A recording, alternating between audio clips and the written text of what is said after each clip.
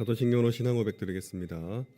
전능하사 천지를 만드신 하나님 아버지를 내가 믿사오며 그 외아들 우리 주 예수 그리스도를 믿사오니 이는 성령으로 잉태하사 동정녀 마리아에게 나시고 본디오 빌라도에게 고난을 받으사 십자가에 못 박혀 죽으시고 장사한 지 사흘 만에 죽은 자 가운데서 다시 살아나시며 하늘에 오르사 전능하신 하나님 우편에 앉아 계시다가 저리로서 산자와 죽은 자를 심판하러 오시리라.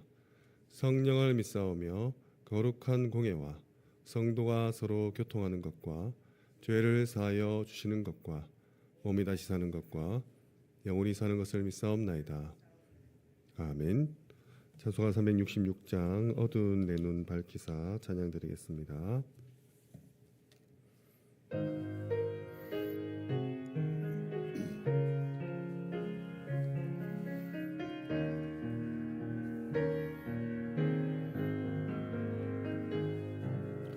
어두운 내 눈 밝히사 진리를 보게 하소서.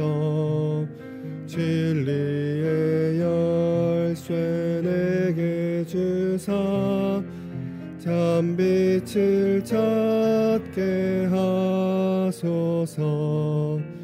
깊으신 뜻을 알고자 엎드려 기다리오니 내 눈을 뜨게 하소서. 성령이여 막혀진 뇌 귀여시사 주님의 귀한 음성을 이 귀로 밝히 들을 때에 내 기쁨 알량 없겠네. 깊으신 뜻을 알고자 엎드려 기다리오니 내 귀를 열어주소서. 성령이여 봉해진 내 임여시사 복음을 널리 전하고 차가운 내 맘 녹여주사 사랑을 하게 하소서. 깊으신 뜻을 알고자 엎드려 기다리오니 내 입을 열어주소서.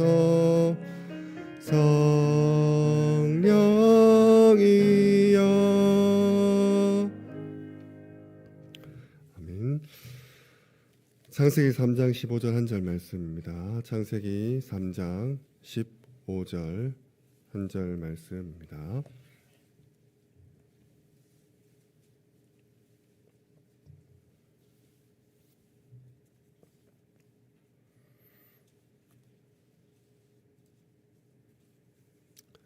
우리 한 절 말씀을 합독하겠습니다. 내가 너로 여자와 원수가 되게 하고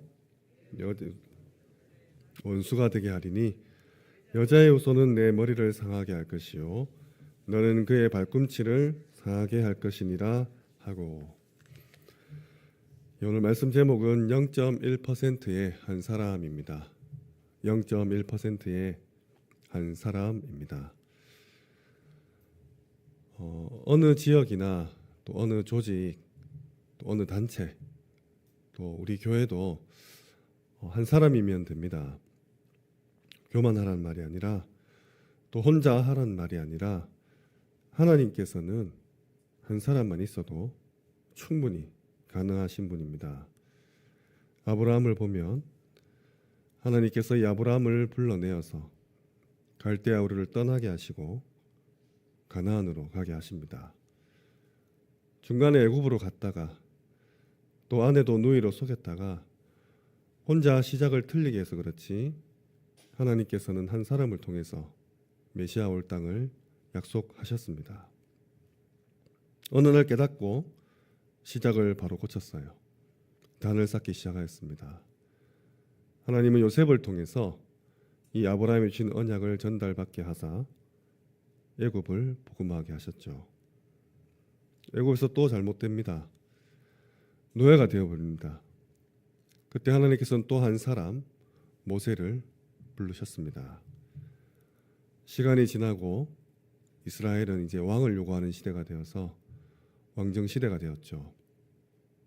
이때도 하나님은 다윗 한 사람을 부르셔서 왕 중의 왕으로 하나님의 인도를 받게 하십니다. 시간이 지나 다윗이 또 사라지니까 이스라엘에는 또 문제가 왔습니다. 포로 시대가 와버린 것이죠. 우리가 다 잘 알다시피 0.1%의 사람, 언약 잡은 사람, 이사야가 말했던, 선포했던 그 말씀을 붙잡은 사람 나타났습니다. 결단을 내린 것이죠. 다니엘과 세 친구, 또 에스더와 같은 인물들입니다. 우리가 왜 포로가 되었을까? 알게 되었습니다. 왜 여기 왔는지, 그러면 내가 뭘 해야 되는지, 포로로 끌려왔는데 높은 자리로 다시금 하나님이 인도하신 이유도 깨닫게 된 것이죠. 왕을 섬기고 또 왕 앞에 나아가고 허락 없이 나와도 목숨을 잃지 않는 그 이유를 분명히 알았습니다. 사자굴에 들어가고 풀무불에 들어가도 조서에 왕의 의인이 찍힌 줄 알아도 아무 상관이 없었던 것이죠. 이렇게 하나님은 한 사람을 계속 불러 세우십니다. 시간이 지나 또 타락하고 하나님과 멀어졌죠. 이제는 로마 시대가 열려서 노예나 포로 수준이 아닌 아예 속국이 되어버립니다. 그래도 깨닫지 못했죠. 하나님이 이때도 0.1%의 남은 자, 또 숨겨둔 자, 흩어진 자를 사용하셔서 로마를 복음화하십니다.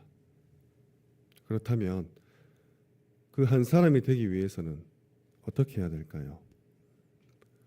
우리도 지금 하나님께서 이 한 사람을 세우시고 이 한 사람을 통해서 이 세계를 복음화하시고 후대에게 언약을 전달케 하실 것인데 주신 강단 말씀처럼 누가 갈렙이 될 것이며 누가 온니엘이 될 수 있습니까? 첫 번째입니다. 흑암을 분별하라입니다. 흑암을 분별하라. 많은 사람들이 심지어 성도조차 이 흑암을 알지 못합니다. 눈에 보이는 것만 쫓아가는 것이죠. 흑암을 알지 못하니까 강대국은 어떻게 됩니까? 하나님이 큰 계획을 가지고 237도 살리고 5천 영독도 살리라고 주신 그 힘을 가지고 다른 것을 하고 있습니다. 하나님은 세계복음화하라고 줬는데 그네들은 자기 나라를 지키기에 또 그것을 정당화시키고 유지하기 위해 다른 나라를 침략하고 약탈했죠. 하나님은 유대인을 선택해서 또 이 복음을 주었더니 더 이상한 짓을 합니다. 이 복음은 우리 거야. 야훼는 우리의 신이야. 메시아는 우리나라를 건질 왕이야. 주신 복음으로 다른 나라를 박살내는데 믿음으로 가져갔습니다. 완전 복음에 빗나간 소리를 아직까지 하고 있죠. 그러니까 하나님 흩어버리셨습니다. 로마 때 또 중세 시대를 열었더니 어떻습니까? 또 다른 것을 하죠. 좋은 것은 합니다. 공로 이야기하고 선행 이야기하고 봉사 이야기하고 누가 봐도 그럴듯한 것을 하고 있죠. 올바로 살아야 구원받는다. 언뜻 듣기에도 맞는 말을 합니다. 복음만 빼죠. 이게 마귀 전략이지 않습니까? 모든 것을 다 주고 복음만 빼버립니다. 우리에게 모든 것이 허락되고 생명만 앗아간다면 그것이 무슨 소용이 있겠습니까? 이 눈을 뜨셔야 합니다. 하나님은 강대국을 만들어서 세계 복음화를 이루십니다. 미국 하나님 키워놓고 복음을 주시죠. 왜? 많은 영향력 가진 나라로서 다른 나라 살리라는 겁니다. 복음을 전환하는 것이죠. 지금 미국 어떻습니까? 물론 대통령이 성경에 손을 얹고 목사가 그의 머리에 안수를 하고 멋있어 보이죠. 그런데 그가 표방하는 것이 무엇입니까? 미국 중심으로 만들겠다는 겁니다. 성경을 들고 나와도 이 나라를 하나님의 나라로 만들겠다고 연설해도 앞으로 어떻게 될지 지켜볼 일이죠. 그의 말 한마디에 정치와 경제가 휘청휘청하고 있습니다. 우리나라는 또 어떻습니까? 완전히 갈라져 있잖아요. 미국처럼 민주당과 공화당처럼 완전히 반으로 쪼개져 있습니다. 무슨 말을 하는지 관심도 없어요. 그저 반대할 뿐이죠. 하나님은 이 나라도 들어 세우셔서 전 세계의 문화 강국으로 지금 만드셨어요. 많은 사람들이 한국에 오고 싶어하고 한국말을 배웁니다. 저희 서밋스쿨에도 미얀마에서 2명이 이제 옵니다. 학교에 입학하는 것이 아니라 대학생인데 경북대에 입학을 했죠. 오늘 학교에 갑니다. 원래 3월 첫째 날부터 갔어야 됐는데 비자가 나오지 않아서. 왜 한국에 옵니까? 하나님이 그렇게 만드셨어요. 이 아이들이 경북대에서 졸업하고 본국으로 돌아가면 고위 관료가 되겠죠. 그러면 해야 될 일은 무엇입니까? 복음 전하는 것이지 않습니까? 근데 이 흑암은 그것만 못하게 한다는 것이죠. 많은 힘과 영향력을 주고 다른 짓 하게 만듭니다. 경제인들이 알겠습니까? 정치가들이 알겠습니까? 절대 알 수 없습니다. 눈에 보이지 않습니다. 그 어느 곳에도 가르치지 않는 것이 바로 이 저주와 재앙과 흑암 세력이죠. 우리 믿는 자들도 눈 뜨고 있는데 예배 드리는데 현장에서 하나님의 자녀로 살아가고 있다 하면서도 이 존재에 대해서 무감각할 때가 많습니다. 또 무관심하죠. 그러니까 싸우는 겁니다. 눈에 보이는 대로 행동하는 것이죠. 우리가 잘못해놓고 흑암 핑계대고 사단 핑계대고 아이고 내가 속았다 이렇게 하는 것이 흑암을 분별하는 것이 아닙니다.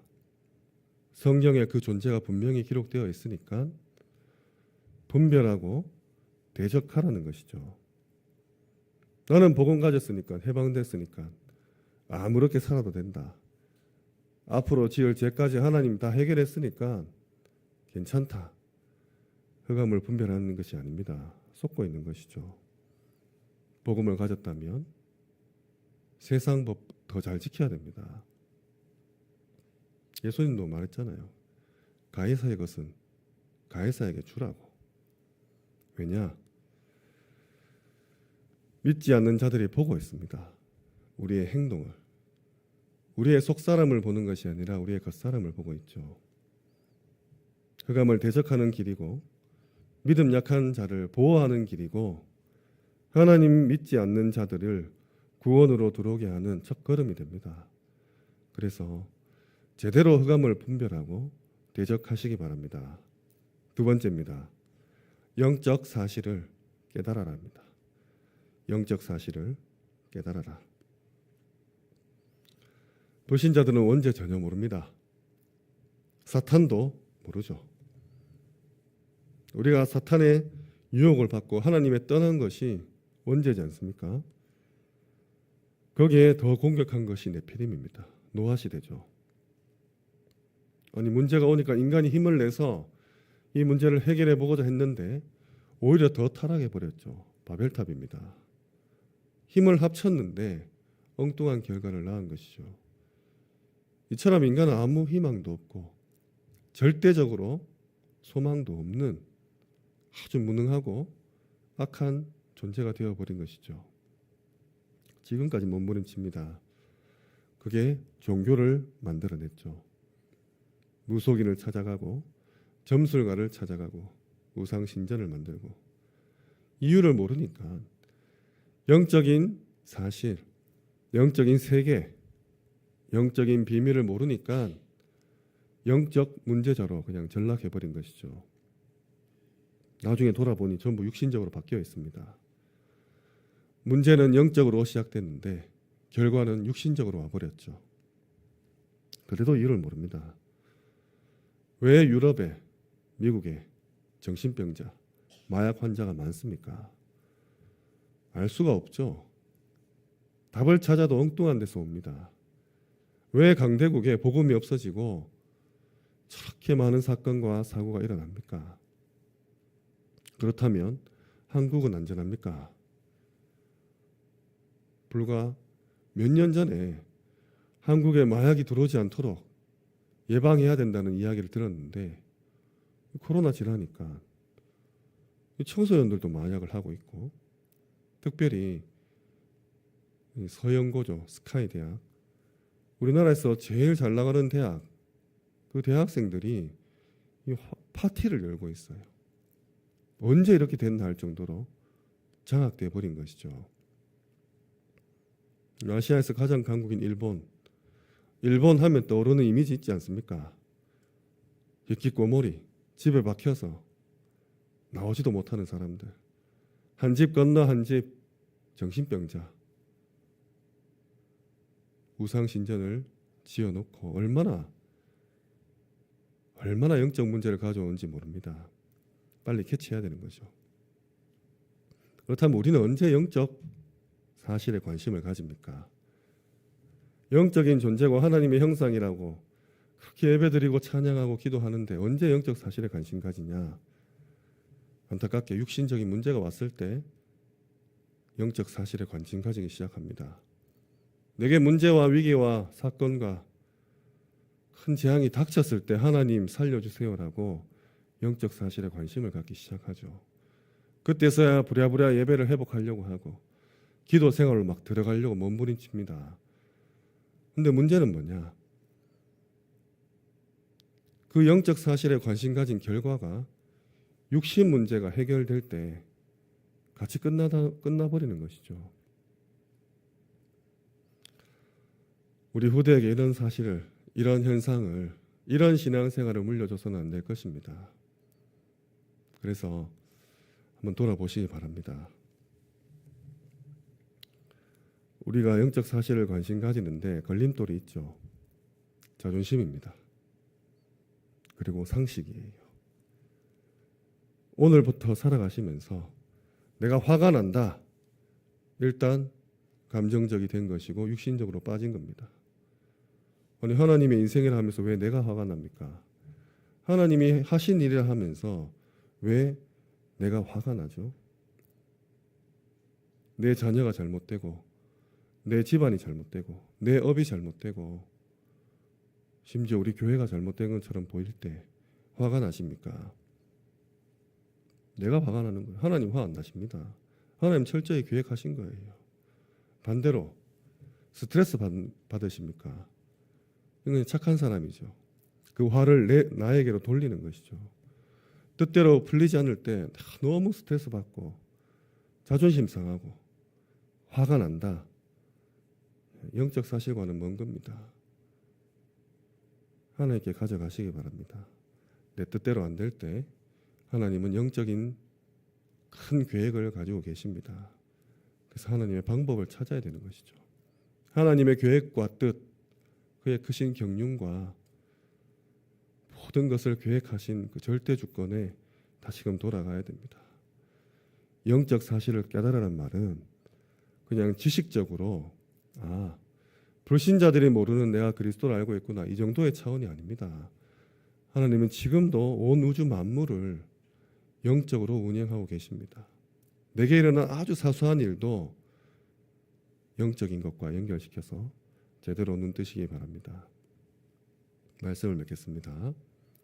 0.1%의 사람은 보좌의 배경을 누립니다.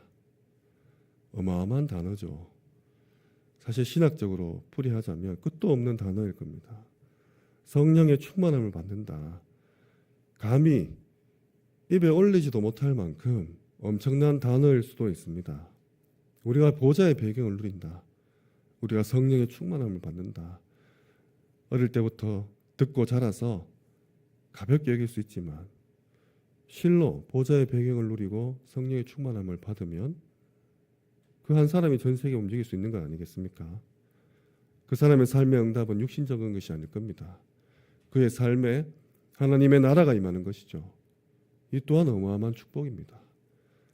하나님 나라의 일을 행하는 것이죠.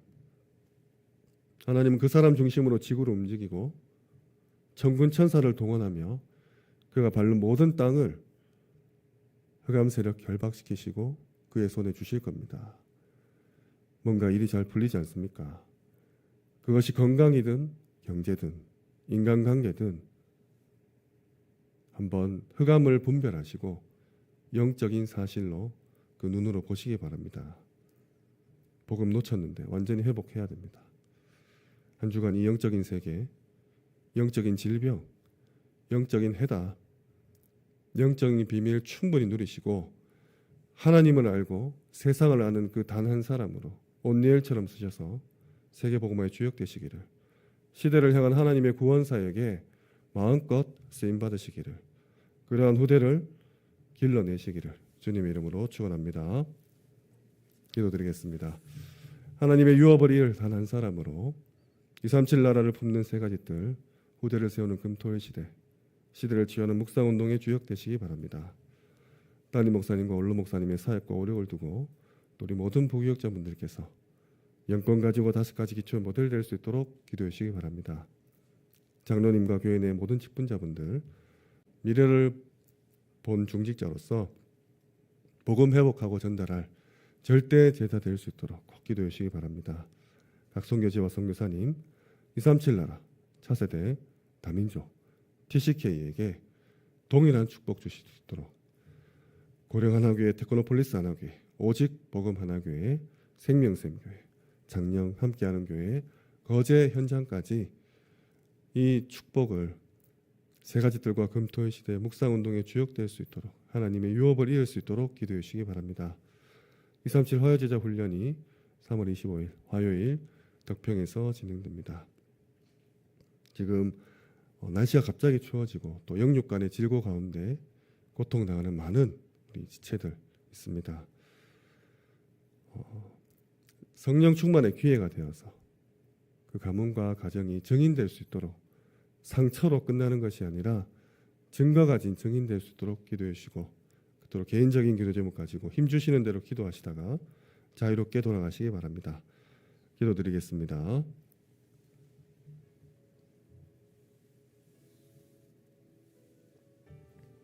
감사합니다. 이 확실히 구원사역의 심부름할 수 있는 일 같은 단 한 사람을 우리를 불러주셨습니다. 부산 이스라엘에게 8년간 어려움을 겪게 하신 하나님의 뜻과 계획도 보게 하시고 그 속에서도 늘처럼 은혜를 이어받아 살아가면서 하나님의 뜻과 계획을 성취하고 저희를 곳에서 역사하여 주시옵소서. 인재와 사건 앞에서 흑암을 분별하게 하옵소서. 정말로 우리에게 허락하신 귀한 모든 사역들이 있습니다. 하나님의 뜻과 계획이 있습니다. 왜 안 들립니까? 왜 기분이 나쁩니까? 왜 화가 나고 있습니까? 하나님, 정말 이 모든 것이 하나님 뜻이 맞다니 우리 나게 하옵소서. 그 축복 속에서